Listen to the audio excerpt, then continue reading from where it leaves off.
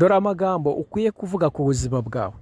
Aya magambo nuyavuga uzaba umuntu ukomeye, uzaba umuntu udasanzwe, uzagira amafaranga, uzagira umuryango, uzagira igikundiro. Uvuga ngo ndakomeye, mfite imbaraga, mfite ubushobozi, nta bwoba mfite, Satani ntazanshobora. Dore ajya ambwira ngo ntago nshoboye, ariko uno munsi ndashoboye. Nakiye Yesu, nakiye Imana, nakiye ubuzima, nakiye umwuka wera, nakiye imbabazi z'Imana. Vuga ngo ariya mafaranga yose arimo agunga mu kirere, arimo agunga mu mabanke n'ayanjye.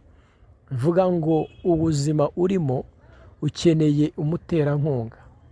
Vuga ngo nakiriye Yesu ambera umuterankunga. Vuga ngo wakiriye Imana ikubere umurinzi wawe. Vuga ngo ndabyakiriye. Vuga ngo ndabyemeye. Amen.